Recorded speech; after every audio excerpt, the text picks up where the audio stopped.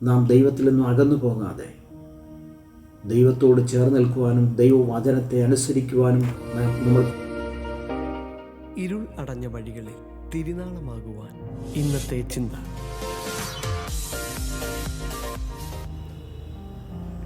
ദൈവനാമം വാഴ്ത്തപ്പെടുമാറാകട്ടെ. അനുഗ്രഹീതമായ ഈ പുത്തൻ പ്രഭാതത്തിൽ എക്സൽ മീഡിയയിലൂടെ എന്നെ കേൾക്കുന്ന എല്ലാ ബഹുമാന്യ ശ്രോതാക്കൾക്കും കർത്താവിൻ്റെ രക്ഷിതാവുമായ യേശുക്രിസ്തുവിൻ്റെ നാമത്തിലുള്ള വന്ദനങ്ങളെ അറിയിക്കുന്നു. ഇന്ന് രാവിലത്തെ നമ്മുടെ ചിന്തയ്ക്ക് ആധാരമായി മീഖ പ്രവാചകന്റെ പുസ്തകം 2-ാം അധ്യായത്തിലേക്ക് നിങ്ങളുടെ ശ്രദ്ധയെ ഞാൻ സാദരം ക്ഷണിക്കുകയാണ്. മീഖ പ്രവാചകന്റെ പുസ്തകം ഒരു ചെറിയ പുസ്തകമാണെങ്കിലും ചെറിയ പ്രവാചകന്മാരുടെ ഗണത്തിൽപ്പെട്ട ഒരു പ്രവാചകനാണെങ്കിലും ഈ പുസ്തകത്തിൽ യെശയ്യാ പ്രവാചകന്റെ പുസ്തകത്തിൽ രേഖപ്പെടുത്തിയിരിക്കുന്നത് പോലെ അതിനോട് തത്തുല്യം ചെയ്യത്തക്ക നിലയിൽ വളരെ വ്യക്തമായ നിലയിൽ പ്രവചിച്ചിട്ടുള്ള ഒരു പ്രവാചകനാണ് മീഖ. ഇതിലെ പ്രതിപാദ്യ വിഷയമെന്ന് പറയുന്നത് ജനത്തിൻ്റെ ദുഷ്പ്രവൃത്തിയും ദൈവത്തിൻ്റെ ന്യായവിധിയും എന്നുള്ളതാണ്.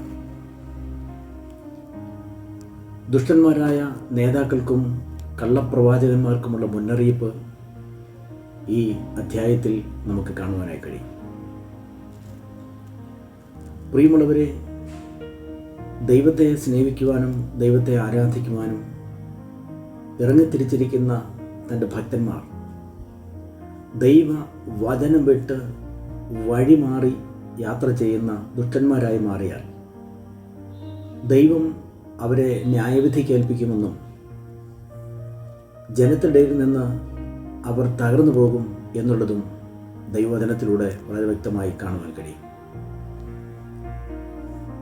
ഈ അധ്യായം അവസാനത്തിലേക്ക് വരുമ്പോൾ അതിൻ്റെ 11-12 വാക്യങ്ങളിൽ നമുക്കിങ്ങനെ കാണുവാൻ കഴിയും.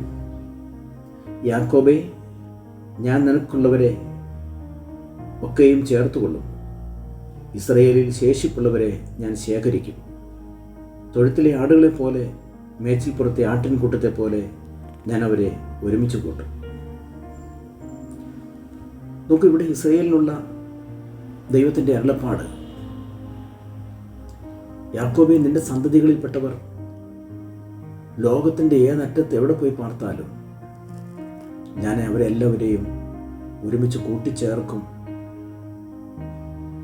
ഇനി നിങ്ങളിങ്ങനെ അലഞ്ഞു നടക്കുവാൻ ഞാൻ അനുവദിക്കുകയില്ല എന്ന് ഈ മീഖ പ്രവാചകന്റെ പുസ്തകം അതിൻ്റെ അവസാന വാക്യങ്ങളിലേക്ക് വരുമ്പോൾ നമ്മളിങ്ങനെ വായിക്കുന്നുവെങ്കിൽ ഇന്ന് നമ്മുടെ കൺമുമ്പിൽ നമ്മൾ കാണുകയും നമ്മുടെ കാതുകൾ കേൾക്കുകയും ചെയ്യുന്ന നിത്യസംഭവമായ ഒരു വിഷയമാണ് ഇസ്രായേലിൻ്റെ കൂട്ടിച്ചേർക്കൽ. ദേശത്തിൻ്റെ നാനാഭാഗങ്ങളിൽ, ലോകത്തിൻ്റെ നാനാഭാഗങ്ങളിലായിരുന്നവരെല്ലാം ഇസ്രായേലിൽ അവരൊരുമിച്ച് ചേർന്നിരിക്കുകയാണ്. ഈ പ്രവചനവുമായിട്ട് നമ്മൾ വിശുദ്ധ വേദപുസ്തകത്തിലെ മറ്റ് പ്രവാചകന്മാരെയും കൂടെ കൂട്ടിയിണക്കി പഠിക്കുമ്പോൾ ഇതൊരു അന്ത്യയുഗത്തിൻ്റെ അല്ലെങ്കിൽ യുഗത്തിൻ്റെ അന്ത്യത്തിലേക്ക് നമ്മൾ എത്തപ്പെട്ടുകൊണ്ടിരിക്കുന്ന ഒരു സാഹചര്യം നമുക്ക് മനസ്സിലാക്കുവാനായിട്ട് കഴിയും.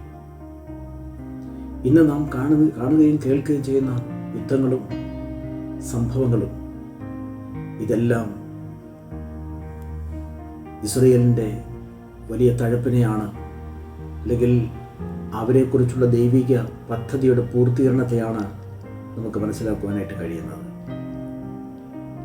പ്രിയമുള്ളവരെ, ഇതൊക്കെയും കാണുകയും കേൾക്കുകയും ചെയ്യുമ്പോൾ നാം ദൈവത്തിൽ നിന്നും അകന്നു പോകാതെ ദൈവത്തോട് ചേർന്ന് നിൽക്കുവാനും ദൈവവചനത്തെ അനുസരിക്കുവാനും നമ്മൾ തയ്യാറാകുന്നില്ല എങ്കിൽ കൈവിടപ്പെട്ടു പോകുന്നവരുടെ കൂട്ടത്തിലായി മാറും എന്നുള്ളത് ഈ തിരുവെഴുത്തിനെ ആധാരമാക്കി, അല്ലെങ്കിൽ നമ്മുടെ ജീവിതത്തിൽ ഒരു മുന്നറിയിപ്പായിട്ട് വിശുദ്ധ എഴുത്തുകൾ രേഖാമൂലം നമ്മുടെ മുമ്പിൽ വന്നിരിക്കുകയാണ്. അതുകൊണ്ട് ഇന്ന് രാവിലെ എന്നെ കേൾക്കുന്ന എൻ്റെ പ്രിയപ്പെട്ടവരെ, നാം ദൈവത്തിൽ നിന്ന് അകന്നു പോകാതെ നിത്യ രക്ഷ പ്രാപിക്കപ്പെടുവാൻ, നിത്യശിക്ഷാവിധിയിൽ നിന്നും ദൈവത്തോട് ചേർന്ന് നിന്ന് അനുഗ്രഹങ്ങളെ പ്രാപിക്കുവാൻ ഈ വചന കേൾവി നിങ്ങൾക്കൊരു അനുഗ്രഹവും ആശ്വാസവുമാകട്ടെ എന്ന പ്രാർത്ഥനയോടെ എൻ്റെ ചിന്തകൾക്ക് ഞാൻ വിരാമം കുറിക്കുന്നു. ഈ വചനങ്ങളാൽ ദൈവം നമ്മെ എല്ലാവരെയും അനുഗ്രഹിക്കുമാറാകട്ടെ. ആമേൻ.